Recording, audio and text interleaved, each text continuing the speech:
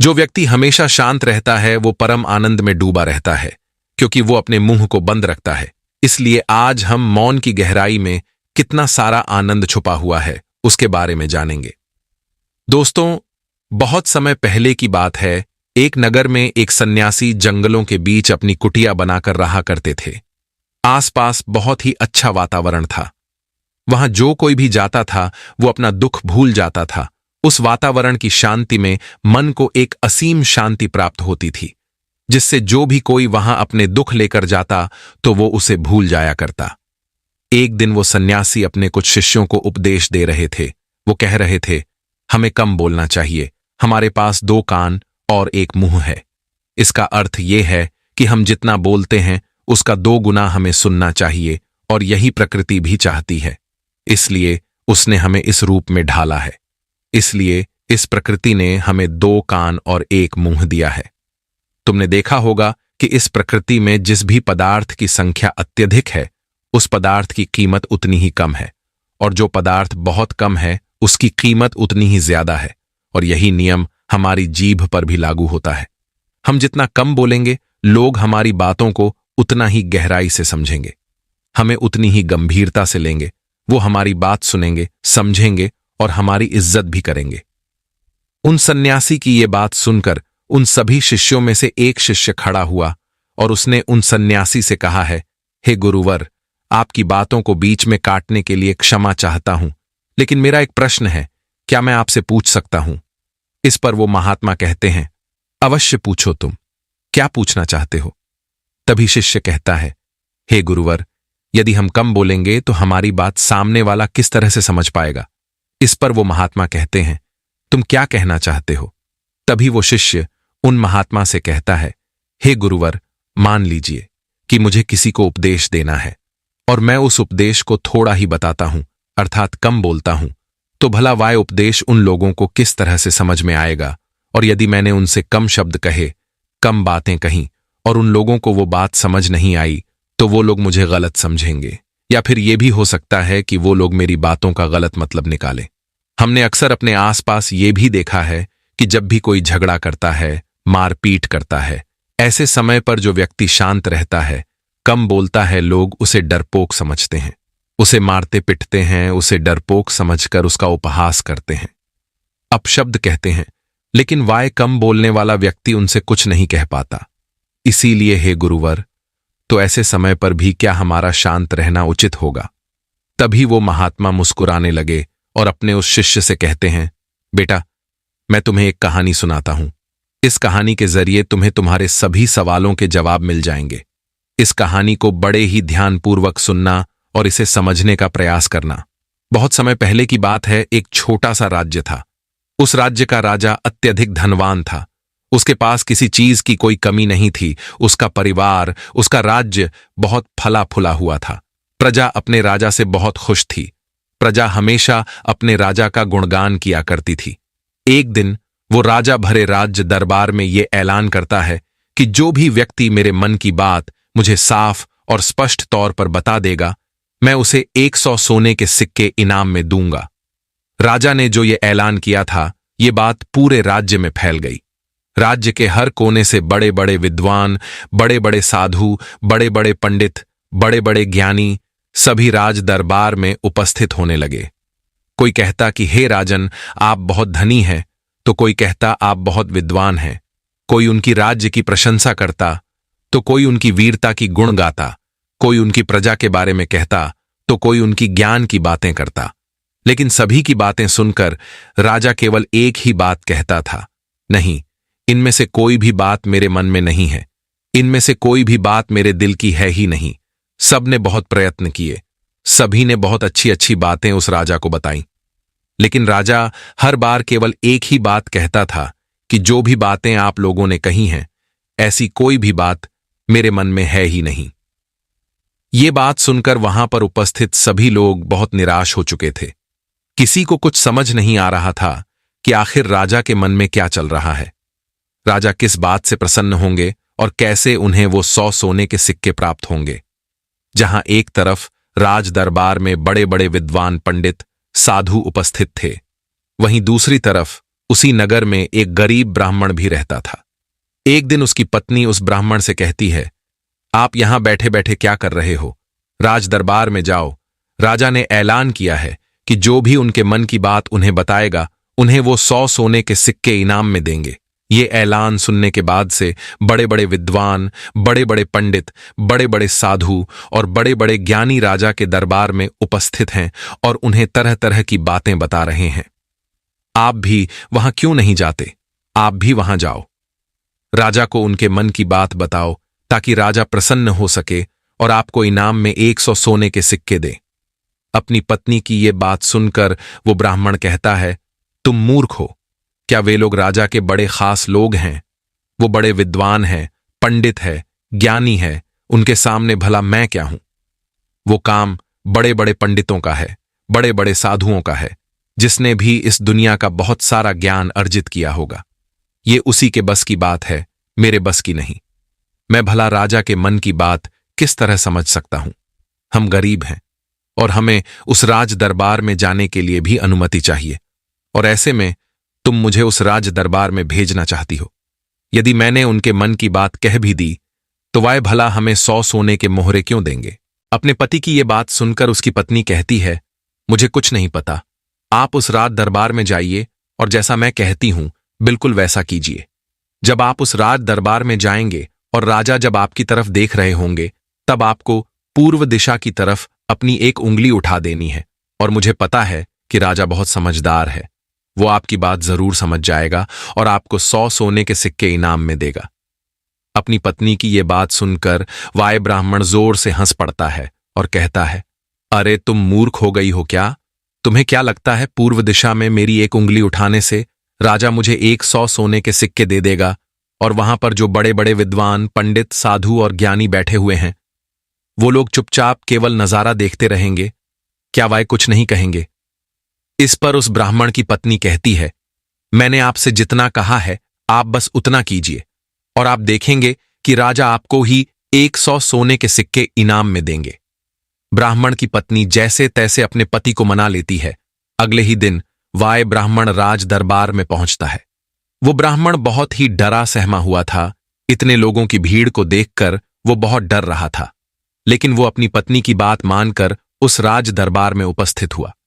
जैसे ही राजा की नजर उस ब्राह्मण पर पड़ी, वो ब्राह्मण अपनी पत्नी की बात मानते हुए एक उंगली पूर्व दिशा की तरफ उठा देता है। ये देख राजा बहुत प्रसन्न होता है और राजा तुरंत ही उसे 100 सोने के सिक्के इनाम में देता है। ये सब देख वहां पर उपस्थित बड़े बड़े विद्वान, पंडित, साधु और ज्ञानी सभी लोग आश्चर्यचकित रह गए कि आखिर ऐसा इसने क्या कह दिया जो राजा को बहुत अच्छा लगा।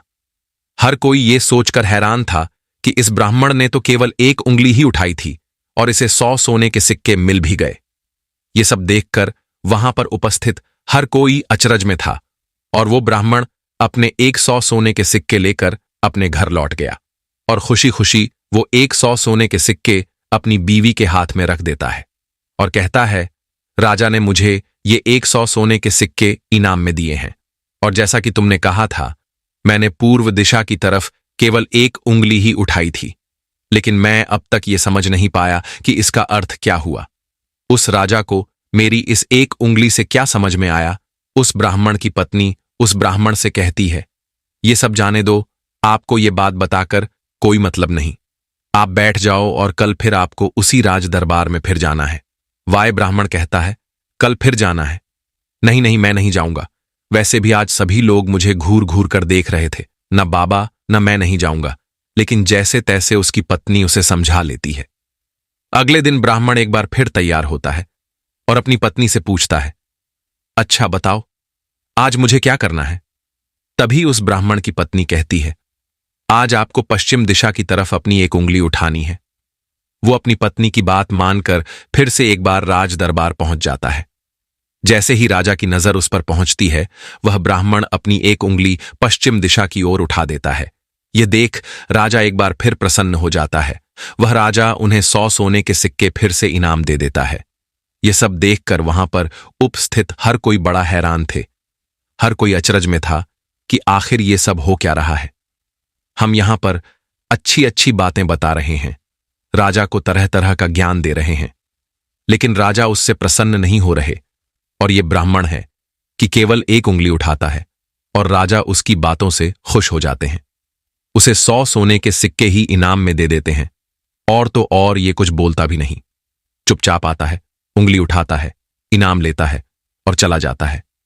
हर कोई केवल बस यही जानना चाहता था कि आखिर उस ब्राह्मण को ऐसा कौन सा ज्ञान है जो उनके पास नहीं।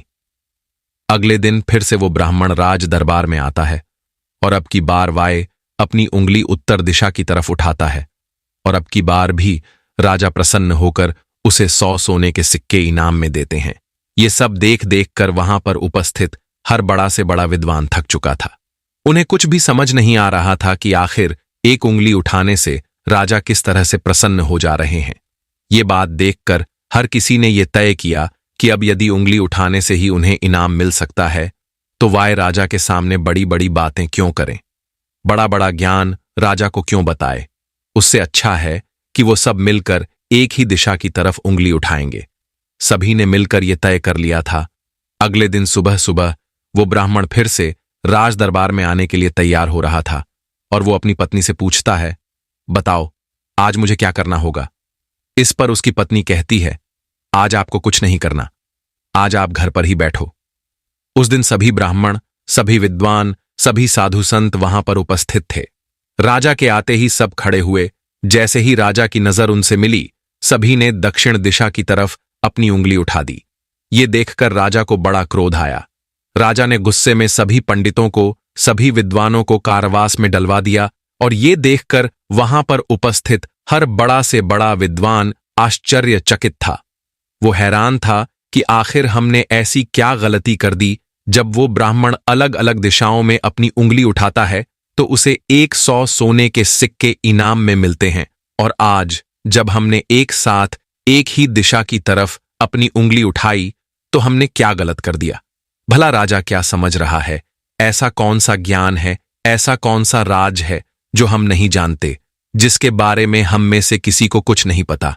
ये उंगली करने वाला कौन सा नया ज्ञान है जो हमने आज तक नहीं सीखा, जिसके बारे में हम में से किसी को आज तक कुछ नहीं पता?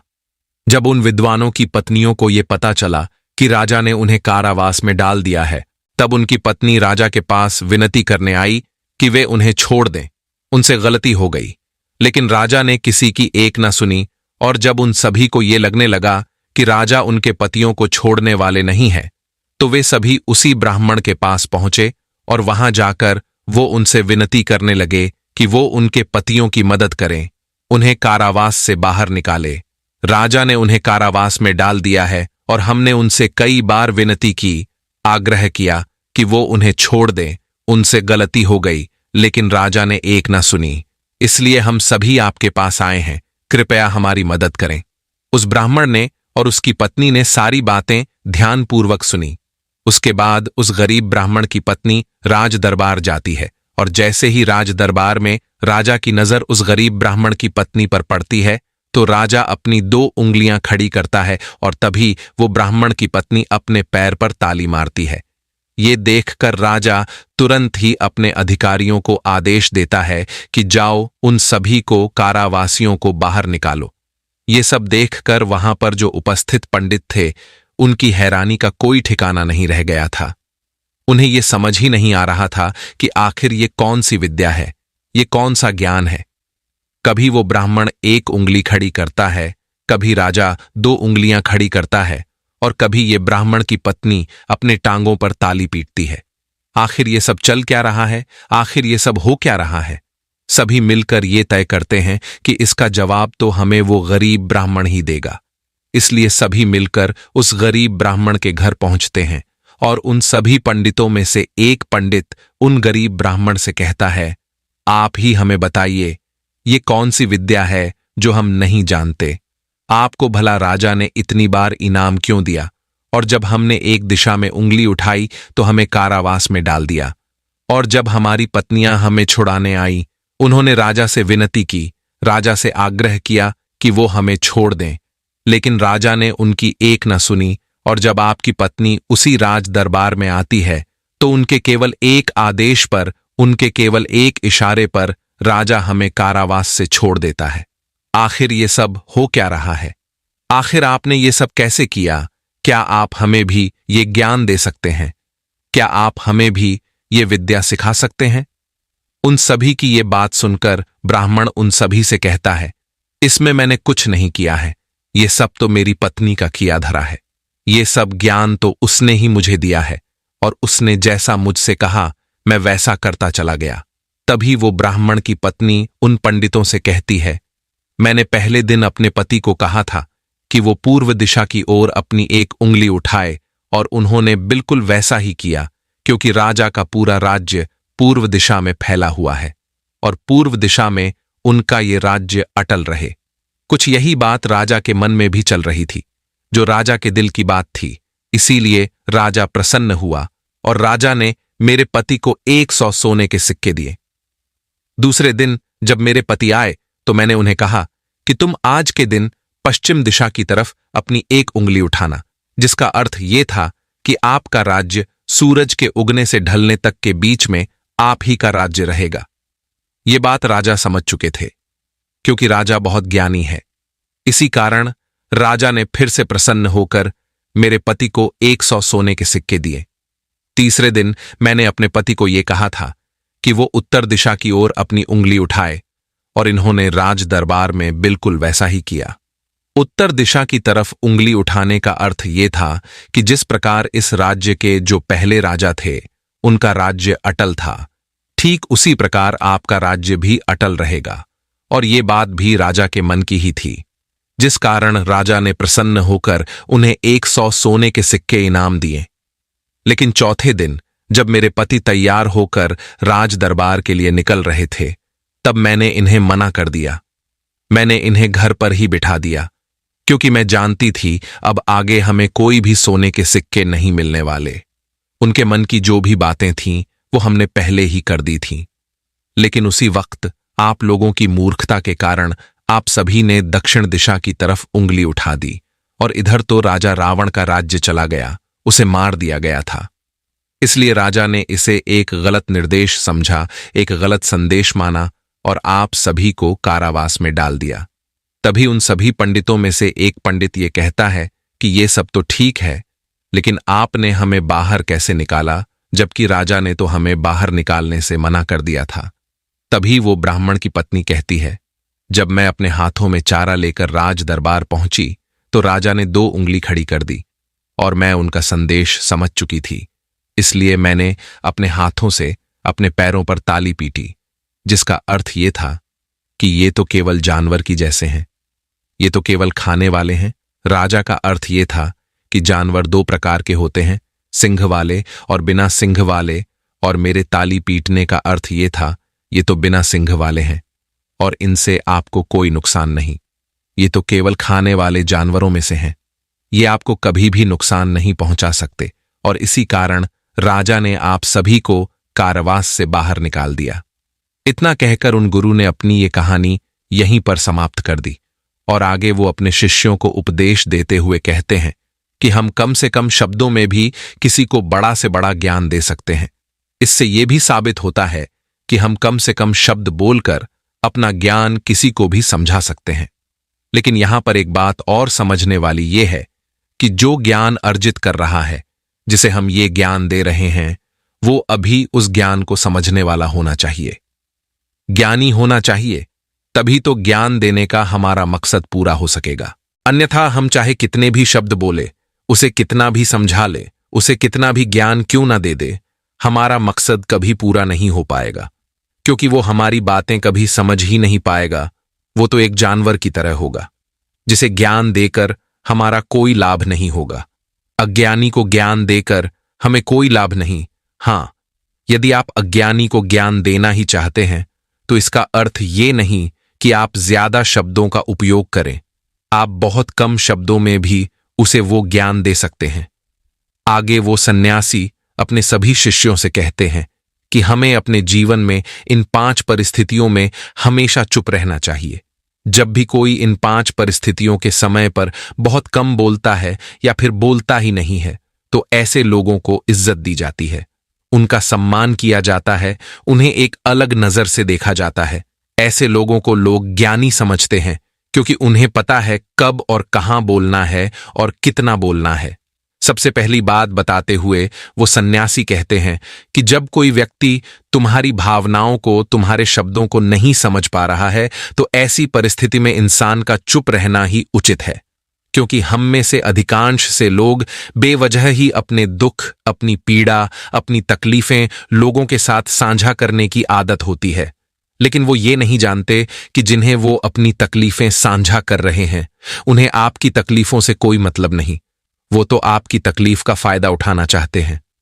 वाय तो आपकी तकलीफों को सुनकर मन ही मन में खुश हो रहे हैं, क्योंकि उन्हें अब ये पता चल चुका है कि जितना कुछ वो आपको समझते थे, जितना सुखी वो आपको समझते थे, आप अंदर से उतने सुखी हैं नहीं। आपका सुख चैन लुट चुका है और ये जानकर उन्हें बहुत प्रसन्नता होती है। वाय बहुत खुश होते हैं और ऐसे समय पर वो आपका साथ भी छोड़ देते हैं, क्योंकि कोई भी एक दुखी व्यक्ति के साथ रहना पसंद नहीं करता। इसलिए जब भी ऐसी कोई परिस्थिति आए, जब आपको लगे कि मुझे अपनी भावनाओं को, अपने शब्दों को किसी के साथ साझा करना चाहिए, तो ऐसे समय पर आप अपने कुछ करीबी खास परिवार के सदस्य हो या फिर कुछ ऐसे खास मित्रों से अपनी बात साझा कर सकते हैं जिन पर आपको पूरा यकीन हो। और अन्यथा यदि आप किसी और के साथ अपने मन की ये बातें साझा करेंगे तो वो लोग आपको बेवकूफ समझेंगे और ऐसे समय पर आप केवल मजाक के पात्र ही बनेंगे। दूसरी जगह जहां पर हमें चुप रहना चाहिए, जब हमें किसी विशेष मौके के बारे में अधूरी जानकारी हो, किसी विशेष घटना के बारे में जब हम नहीं जानते, जब हमें अधूरा ज्ञान हो, तो ऐसे मौके पर हमेशा चुप रहना चाहिए।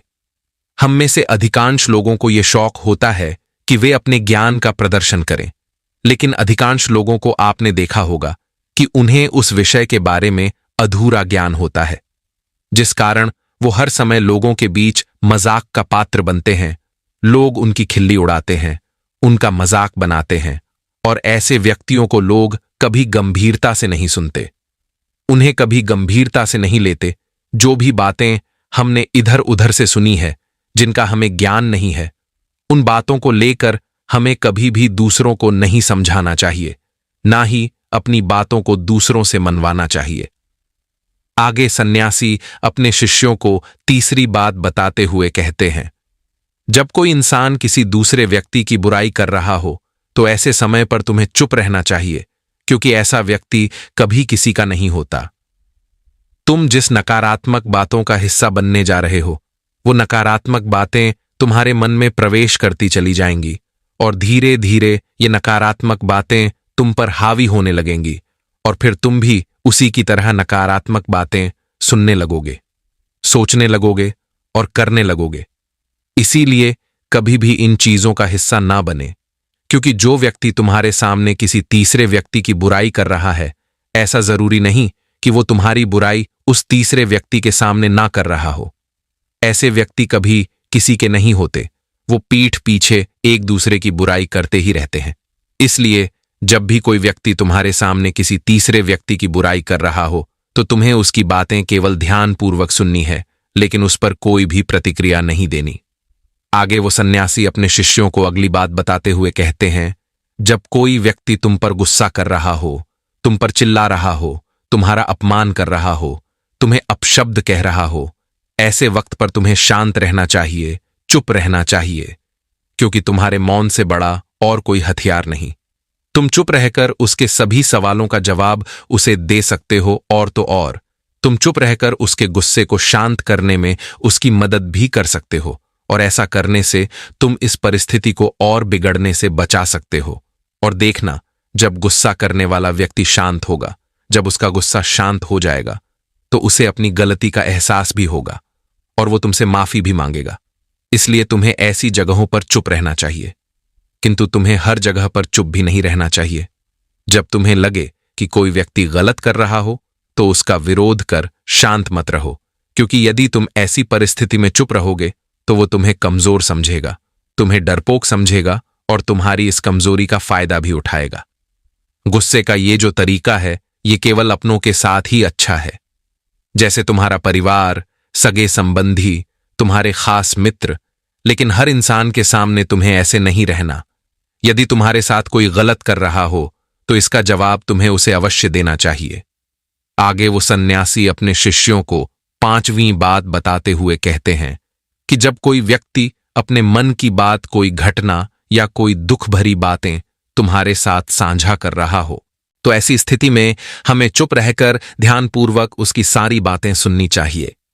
आपने तो देखा ही होगा, जब हम अपनी परेशानी किसी के साथ साझा कर रहे होते हैं, उसी वक्त हमारा कोई ऐसा मित्र या फिर कोई ऐसा सगा संबंधी अवश्य होता है जो हमारी बात पूरी करने से हले हमें समाधान देना शुरू कर देता है। और जब कोई ऐसा करता है तो हमारे मन में क्रोध उत्पन्न होता है। हम उस व्यक्ति से बात तक करना पसंद नहीं करते, जबकि ऐसी परिस्थिति में हमें शांत रहना चाहिए, क्योंकि सामने वाला हमसे यही उम्मीद करता है। हम शांत रहकर उसकी सारी बातें ध्यानपूर्वक सुनें, जिससे जब वो अपनी बात पूरी करे तो उसे शांति का अनुभव हो। और जब हम ऐसा करते हैं तो उसके मन में हमारे लिए और भी इज्जत बढ़ जाती है। वो ये जान पाता है कि कोई तो है जो हमारी बातें सुनता है, हमें समझता है, जिससे वो तुम्हारी और भी इज्जत करता है, वो तुम्हारा और भी सम्मान करने लगता है। इसलिए ऐसी परिस्थितियों में हमें चुप रहना चाहिए। इतना कहकर वो सन्यासी आगे कहते हैं कि इन 5 स्थितियों को हमेशा याद रखना, और यहां पर इंसान को हमेशा कम ही बोलना चाहिए, क्योंकि इंसान एक दुकान की तरह है और दुकान का ताला है हमारी जीभ।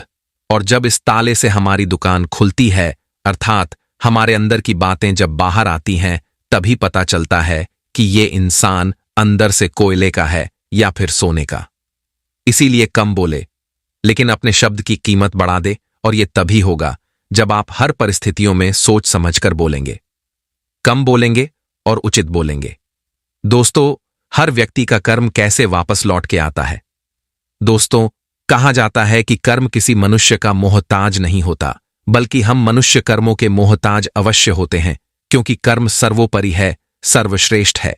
और यदि कोई मनुष्य ये सोचता है कि वो कोई कर्म नहीं करता, तो ये उसकी सबसे बड़ी भूल है, क्योंकि बिना कर्म के कोई भी मनुष्य एक पल के लिए भी जीवित नहीं रह सकता, क्योंकि ये संसार इसी तरह से बनाया गया है, और इस संसार में हर एक मनुष्य अपना कर्म अवश्य करता है।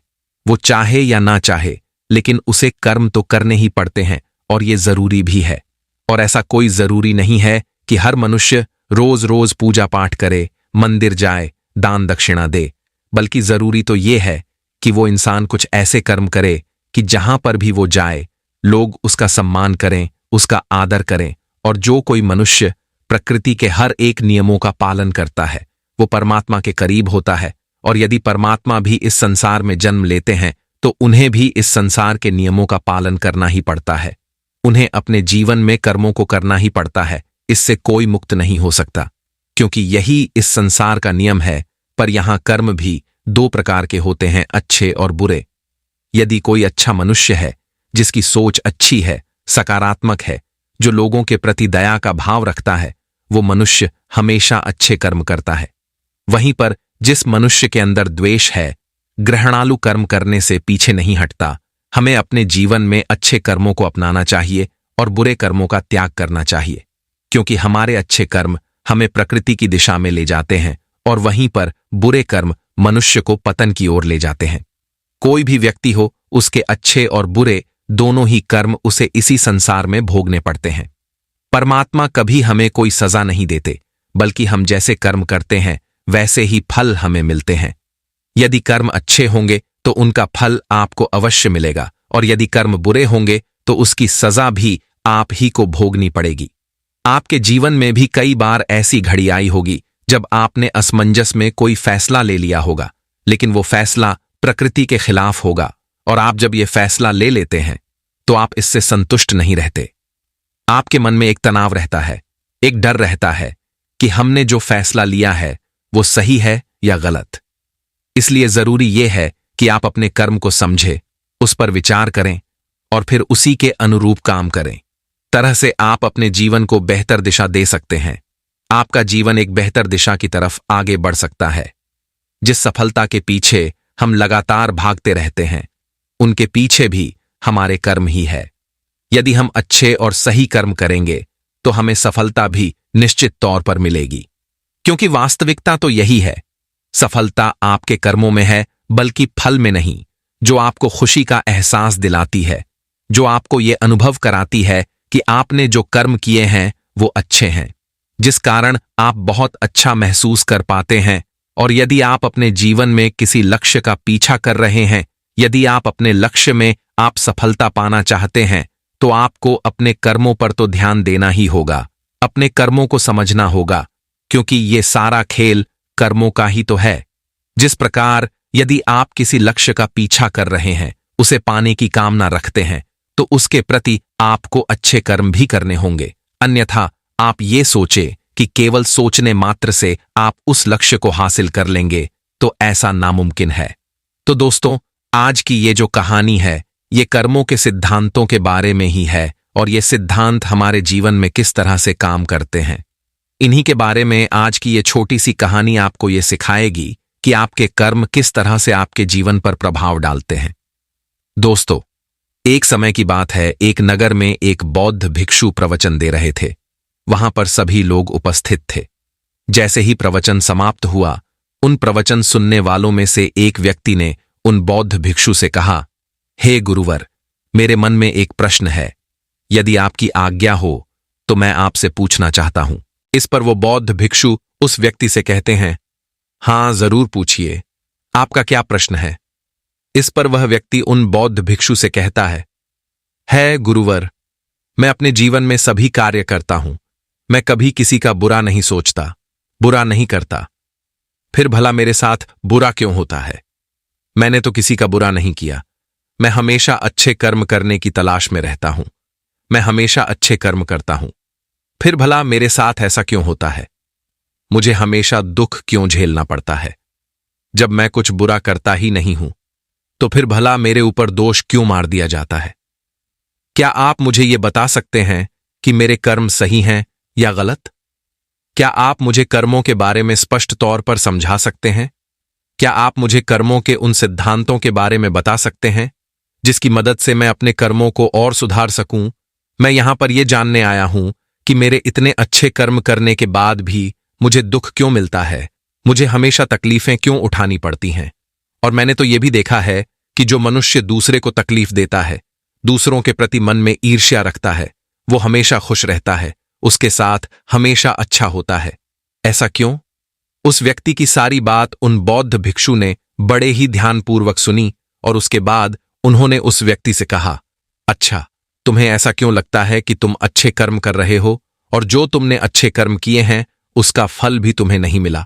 और जैसा कि तुमने कहा, तुमने कुछ ऐसे लोगों को भी देखा है जो बुरे कर्म करते हैं, लोगों के प्रति ईर्ष्या रखते हैं, द्वेष रखते हैं, उन्हें उनके कर्मों का फल बुरा नहीं मिल रहा। इस पर वो व्यक्ति कहता है, हे गुरुवर, मैंने कभी किसी का बुरा नहीं चाहा, ना ही किसी का बुरा किया है, तो ये मेरे अच्छे कर्म ही तो किए हैं। इस पर वो बौद्ध भिक्षु मुस्कुराने लगे और उस व्यक्ति से कहते हैं, आज मैं तुम्हें कुछ ऐसे सिद्धांत बताने वाला हूं जिनके बारे में तुम्हें जानना आवश्यक है। कर्म किस तरह से क्या करते हैं और इनका हमारे जीवन पर क्या प्रभाव पड़ता है, ताकि हम अपने जीवन से कुछ सीख सके, अपने जीवन को एक सही दिशा दे सके और हम अपने इस जीवन को अपनी इच्छा अनुसार जी सके। क्योंकि आप में से कईयों ने यह सुना होगा कि हमारे कर्म ही हमारा भाग्य है। इसलिए मैं आपको यह समझाना चाहता हूं कि हमारे कर्म कोई पत्थर की लकीर नहीं जिन्हें बदला नहीं जा सकता, बल्कि हम अपने जीवन को उन विचारों से उन कार्य में बदल सकते हैं जिन्हें हम अभी चुनते हैं। क्योंकि इस संसार में ऐसा कोई मनुष्य नहीं है जो बिना कर्म किए जीवित रह सके, क्योंकि हम में से हर एक व्यक्ति अपने जीवन में कर्म करता ही है, और हमारे द्वारा सुबह से लेकर रात तक होने वाली शारीरिक और मानसिक कार्य जो हमारे ऊपर असर डालते हैं, ये सब हमारे कर्म ही है। ये कर्म केवल वो नहीं जो हम बाहरी तौर पर करते हैं या फिर बाहरी तौर पर हमें दिखाई पड़ता है, बल्कि हमारे कहे गए शब्द, हमारे विचार, हमारे भाव, ये भी कर्म ही है। कोई भी ऐसा कर्म जिसका होने का कारण हम हैं, वो हमारे कर्म ही होते हैं। जैसे हमारा बैठना, उठना, चलना, पीना, खाना, सोचना, विचार करना, हमारे मन में उत्पन्न होने वाले भाव भी ये सारे कर्म ही हैं। सबसे पहले तो तुम्हें यह समझने की आवश्यकता है कि इस ब्रह्मांड में जो भी ऊर्जा है उसका एक रूप है जिसमें हमारे विचार और भावनाएं भी शामिल हैं, जो निरंतर चलता रहता है। और फिर जब हम अपने विचार, अपनी भावनाओं को इस ब्रह्मांड की ओर छोड़ते हैं, चाहे वो अच्छे हों या बुरे, वो ऊर्जा कभी नष्ट नहीं होती, बल्कि ये तो किसी न किसी रूप में हमारे पास वापस लौट कर आती है। और यदि ये ऊर्जा सकारात्मक होगी तो इसका परिणाम आपको सकारात्मक मिलेगा, और वहीं पर यदि ये ऊर्जा नकारात्मक होगी तो इसका परिणाम आपको नकारात्मक ही मिलेगा। आगे वो बौद्ध भिक्षु व्यक्ति से कहते हैं कि मैं तुम्हें अब कर्मों के कुछ सिद्धांत के बारे में बताने वाला हूं, जिन्हें जानने के बाद तुम्हें यह स्पष्ट हो जाएगा कि तुमने अच्छे कर्म किए या बुरे, और ये कर्म हमारे जीवन में किस तरह से असर डालते हैं, हमारे जीवन पर इसका किस तरह से प्रभाव पड़ता है। आगे वो बौद्ध भिक्षु उस व्यक्ति से कहते हैं कि कर्मों का पहला सिद्धांत ये कहता है कि हम जो भी विचार या ऊर्जा इस ब्रह्मांड को देते हैं वो हमारे पास अवश्य लौट कर आती है, फिर चाहे वो सकारात्मक हो या नकारात्मक। यदि तुमने अच्छी ऊर्जा ब्रह्मांड की ओर भेजी होगी तो तुम्हारे पास अच्छी ऊर्जा ही लौट कर आएगी। यदि तुमने नकारात्मक ऊर्जा इस ब्रह्मांड की ओर भेजी होगी तो नकारात्मक ऊर्जा ही तुम्हारे पास वापस लौटेगी, क्योंकि ये ब्रह्मांड अच्छे और बुरे का भेद नहीं समझता। अच्छा क्या है, बुरा क्या है, ये नहीं जानता। अच्छा और बुरा, इसकी पहचान करना तो हमें आता है, इसलिए हमें अपने मन में अच्छे विचार रखने चाहिए ताकि आपको अच्छे फल मिल सके। वहीं पर अगर आप बुरे विचार रखते हैं तो उसके होने वाले दुष्परिणामों से भी आपको कोई नहीं बचा सकता, उसे आपको भोगना ही पड़ेगा। कर्मों का दूसरा सिद्धांत ये कहता है हम अपने जीवन में जो कुछ भी पाना चाहते हैं पहले हमें खुद को उस लायक बनाना होगा। जैसे कि अगर हम दूसरे से ये आशा करते हैं कि वो हमारा सम्मान करें, हमारा आदर करें, तो इसके लिए हमें पहले खुद ही दूसरों का आदर और सम्मान करना आना चाहिए। या फिर इसे यूं भी कह सकते हैं कि पहले आपको उस काबिल बनना होगा ताकि वो लोग आपका सम्मान कर सके, आपका आदर कर सके। जिस प्रकार यदि आप नियम के बीज बोते हैं तो आपको आम का फल कभी नहीं मिल सकता, ठीक उसी प्रकार जो आप बीज बोएंगे आपको फल भी वैसा ही मिलेगा। इसलिए सदैव अच्छे कर्म करने के बारे में सोचें, अच्छा कर्म करें और अच्छी वाणी बोले। कर्मों का अगला सिद्धांत ये कहता है कि हमारे जीवन में यदि कोई घटना घटित हो जाती है तो वो घटना अकस्मात हमारे जीवन में नहीं आती, बल्कि ये भी हमारे कर्मों का ही फल होता है। जिस प्रकार यदि आप अपने किसी लक्ष्य को हासिल करना चाहते हैं तो आपको अपने लक्ष्य के प्रति तत्पर होना होगा। अपने लक्ष्य के प्रति जिस कार्य को करना है उसे करते रहना होगा। जो मेहनत, जो लगन उस लक्ष्य को पाने के लिए करनी है वो आपको करते रहनी होगी। उस संघर्ष का सामना भी आपको करना होगा, तब जाकर आप कहीं उस लक्ष्य तक पहुंच सकेंगे। क्योंकि हमारा ये जीवन संघर्षों से भरा हुआ है और हमें यदि कोई अच्छी चीज प्राप्त करनी है तो हमें संघर्ष तो करने ही पड़ेंगे। इसीलिए यदि आप अपने जीवन में किसी लक्ष्य को पाने की इच्छा रखते हैं तो अपने जीवन में चमत्कार पर भरोसा करना छोड़ दें और अपनी मेहनत, अपनी काबिलियत पर यकीन करना सीखें। कर्मों का अगला सिद्धांत ये कहता है आपको सच को स्वीकार करना आना चाहिए। यदि आप उस सच से भागते रहेंगे तो आप कभी भी उस सच को बदलने का प्रयास नहीं करेंगे और ना ही आप उसे कभी बदल पाएंगे। मान लीजिए कि आपको सुबह देरी से उठने की आदत है और यदि आप इस सच को स्वीकार नहीं कर सकते तो आप कभी भी इसे बदल नहीं सकते। वहीं पर अगर आप इसे स्वीकार करते हैं और इसे बदलने की मन में ठान लेते हैं तो आप इसे अवश्य ही बदल कर रहेंगे। इसलिए अपने जीवन में अपने आप से कभी झूठ मत कहिए। आपके जीवन में जो भी कड़वी सच्चाइयां हैं उसे स्वीकार कीजिए, तभी आप उनका सामना कर सकेंगे, उन्हें बदल सकेंगे। इसलिए हमें सच को स्वीकार करते हुए आगे बढ़ना चाहिए। इसके अलावा हमारे पास और कोई उपाय नहीं है। यदि आगे बढ़ते हुए आपसे कोई गलतियां भी हो जाएं तो इसे स्वीकार कीजिए और उसे सुधारने की कोशिश कीजिए, क्योंकि ऐसे लोग ही अपने जीवन में हर उस ऊंचाइयों को हासिल कर पाते हैं जिनकी वाय कामना रखते हैं। कर्मों का अगला सिद्धांत ये कहता है कि अपने जीवन में निरंतर प्रयास करते रहिए। क्योंकि निरंतर प्रयास करते रहना ही वह मार्ग है जिससे हम सफलता को हासिल कर सकते हैं। और ये तभी संभव है जब समय के साथ खुद को बदलने के लिए आप तैयार हो, क्योंकि बदलाव ही इस सृष्टि का नियम है और ये बदलाव किसी और से नहीं बल्कि आपसे शुरू होता है, आपके भीतर से शुरू होता है। यदि आप अन्य लोगों को बाहर की परिस्थितियों को बदलने की कोशिश करते हैं तो ये करना व्यर्थ होगा, क्योंकि आप अपना समय इस पर नष्ट कर रहे हैं। उसकी जगह पर यदि आप अपने ऊपर ध्यान दें, अपने अंदर ध्यान दें, तो आप उसे अवश्य बदल सकते हैं और अपने समय का सही इस्तेमाल करके आप अपने लक्ष्य तक अवश्य पहुंच सकते हैं। मान लीजिए कि आप कोई ऐसा कार्य करने जा रहे हैं जिसके लिए आपको कड़ी मेहनत करनी होगी, लेकिन आप ये सोच रहे हैं कि कोई आएगा और आपकी इस मेहनत में मदद करेगा, तो ऐसा करना व्यर्थ होगा। बल्कि इसके लिए तो आपको ये करना चाहिए कि यदि आपको उस काम के बारे में कोई भी खास जानकारी नहीं है तो पहले आप उसके लिए जानकारी प्राप्त करें, उसके बारे में सीखें, समझें और फिर उस कार्य को शुरू कर दें। यदि आप समय के साथ अपने अंदर बदलाव करते जाएंगे और निरंतर अपने कार्य पर काम करते जाएंगे तो आप अवश्य ही सफलता को हासिल कर सकेंगे।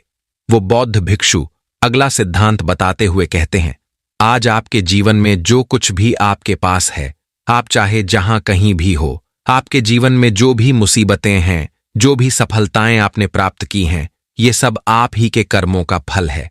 इन सब के लिए आप ही जिम्मेदार हो, क्योंकि आपने ही अपने भूतकाल में कुछ ऐसे फैसले लिए थे जिसका परिणाम या तो आपको बहुत अच्छा मिल रहा है या तो बहुत बुरा। लेकिन हमें इनसे मुंह नहीं मोड़ना चाहिए, बल्कि हमें इन्हें स्वीकार करना चाहिए, इनकी जिम्मेदारी लेनी चाहिए। अगर हम ऐसा नहीं करते और किसी अन्य व्यक्ति या फिर किसी परिस्थिति को हम इसका दोष मढ़ते हैं, जिम्मेदार मानते हैं, तो ये करना बिल्कुल सही नहीं होगा, क्योंकि ये हमें आने वाली और भी बड़ी मुसीबतों में फंसा सकता है और फिर हम कभी भी इस समस्या का समाधान नहीं कर पाएंगे। क्योंकि हम में से अधिकांश लोगों की ये आदत होती है कि जब हम कोई अच्छा कार्य करते हैं और जब उस कार्य के लिए हमें शाबाशी मिलती है तो हम वहां पहुंच जाते हैं, लेकिन वहीं पर जब हमने कोई बुरा कार्य किया होता है तो हम इसका दोष किसी और के सर मढ़ देते हैं, जबकि हमें ऐसा नहीं करना चाहिए। हमें इसकी जिम्मेदारी खुद उठानी चाहिए। हमारे इस कार्य से जो भी समस्याएं उत्पन्न हुई हैं उसका समाधान हमें खुद ही करना चाहिए।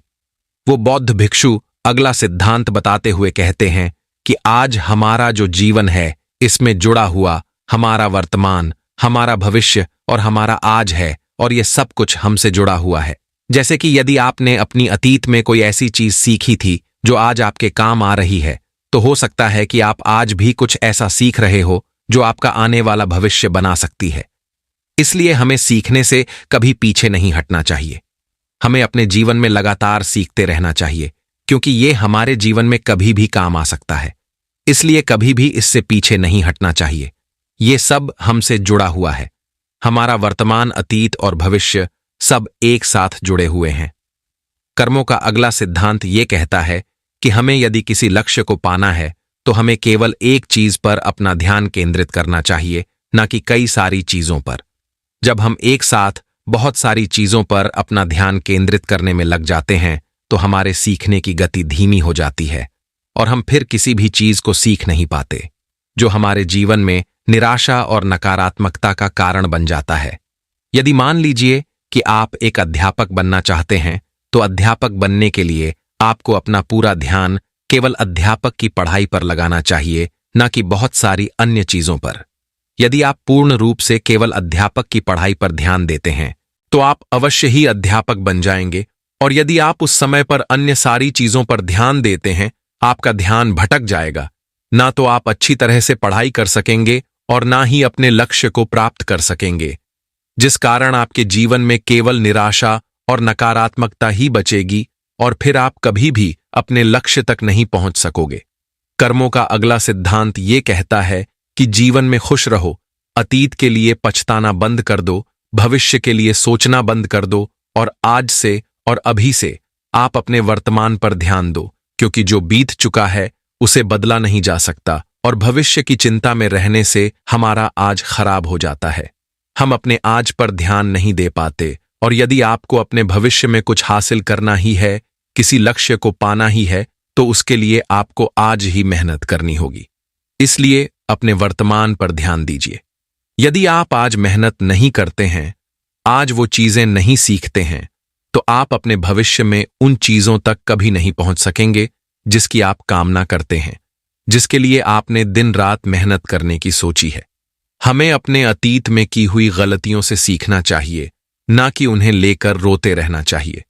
कर्मों का अगला सिद्धांत ये कहता है कि हमारा इतिहास तब तक दोहराता रहता है जब तक हम कुछ सीखकर आगे बढ़ने का रास्ता नहीं ढूंढ लेते। किसी भी काम को बार बार एक ही तरीके से करने पर अलग अलग परिणाम की उम्मीद करना मूर्खता है। इसलिए हमें अपने जीवन में सीखते रहना आवश्यक है, फिर वो चाहे अपनी गलतियों से ही क्यों ना हो, फिर वो चाहे किसी और की गलतियों से ही क्यों ना हो, लेकिन सीखना आवश्यक है। अपने जीवन में बदलाव लाना आवश्यक है, अन्य रास्तों की खोज करना आवश्यक है। मान लीजिए कि आप किसी ऐसे रास्ते पर चलना चाहते हैं जहां पर कई सारे कांटे हैं और आपके पास जो ज्ञान है वो यही कहता है कि आपको इसी रास्ते से आगे बढ़कर जाना होगा। तो आप जब भी उस रास्ते से आगे बढ़ेंगे तो आपके पैरों में कांटे तो अवश्य चुभेंगे, जिससे आपको तकलीफ भी होगी और आप उस रास्ते पर चलने से डरेंगे भी और उसका परिणाम भी आपको कुछ खास नहीं मिलेगा। लेकिन यहीं पर आप यदि अपनी इस गलती से सीख लें तो आप ये समझ सकते हैं कि आप कोई और रास्ता ढूंढ सकते हैं अपने उस मंजिल तक पहुंचने के लिए जहां पर कांटे ना हो और वो रास्ता भी आपके लिए सही हो। क्योंकि एक ही गलती बार बार दोहराना आपको कभी भी अपने लक्ष्य तक पहुंचने नहीं देगा। इसलिए अपने रास्ते को बदलकर देखना भी जरूरी है। अपनी गलतियों से सीखना और उन्हें सुधारना भी बहुत जरूरी है। आखिरी सिद्धांत ये कहता है, हमारे जीवन में होने वाले बड़े बदलाव, इनके लिए थोड़ा समय लगता है। इसलिए जीवन में बड़ी सफलता लगातार प्रयास करते और लंबे समय तक धैर्य रखने से मिलती है। इसलिए यदि हम अपने जीवन में लंबे समय तक चलने वाले परिणाम चाहते हैं तो हमें धैर्य रखना भी आवश्यक है। यदि हम जल्दबाजी में ये सारे कार्य करेंगे तो आगे चलकर हमें इसके परिणाम उतने अच्छे नहीं मिल पाते, और अगर हम धैर्य से कोई सही फैसला लेते हैं तो उसके परिणाम भी हमें लंबे समय तक और अच्छे मिलते हैं। जिस प्रकार यदि आप किसी आम का पेड़ लगाते हैं तो पेड़ लगाने के कुछ दिनों बाद ही वो बड़ा नहीं हो जाता और ना ही उसमें कोई फल मिलते हैं। यदि आपको आम के यानी कि उस फल की प्राप्ति करनी है तो उस पेड़ को बड़ा होने तक का समय आपको देना पड़ेगा, यानी कि धैर्य तो आपको रखना ही पड़ेगा। और यदि आपके पास धैर्य नहीं है तो आप उस पेड़ को नष्ट कर देंगे, जिससे आपको ना तो वाय फल मिलेगा और ना ही वो परिणाम। और हम अपने जीवन में भी तो कुछ ऐसा ही करते हैं। जब हम किसी कार्य को शुरू करते हैं तो हम ये सोचते हैं कि हमें जल्दी जल्दी वो परिणाम मिल जाए ताकि हम अपने लोगों को बता सकें, अपने परिवार के साथ वो खुशियां बांट सके। लेकिन आप ये भूल जाते हैं कि जब हम किसी कार्य को शुरू करते हैं तो उसमें हम बिल्कुल जीरो होते हैं और 0 से 1 तक पहुंचने में हमें थोड़ा समय लगता है और 1 से 10 तक पहुंचने में हमें थोड़ा और समय लगता है। लेकिन ये जो समय है, ये जो अनुभव है, यही आपको सिखाता है कि आपके जीवन में जो बड़े बदलाव आने वाले हैं उसके लिए आपको समय देना होगा, आपको ध्यान रखना होगा। तभी आप 0 से लेकर के 10 तक पहुंचने की क्षमता जुटा पाएंगे। और जब हम अपने अंदर वाय जज्बा रखते हैं तो एक ना एक दिन हमें सफलता अवश्य मिलती। मित्रों, आज की ये वीडियो आपको अच्छी लगी हो तो हमारे चैनल को सब्सक्राइब अवश्य करें। मिलते हैं अगली वीडियो में। आप अपना ख्याल रखें।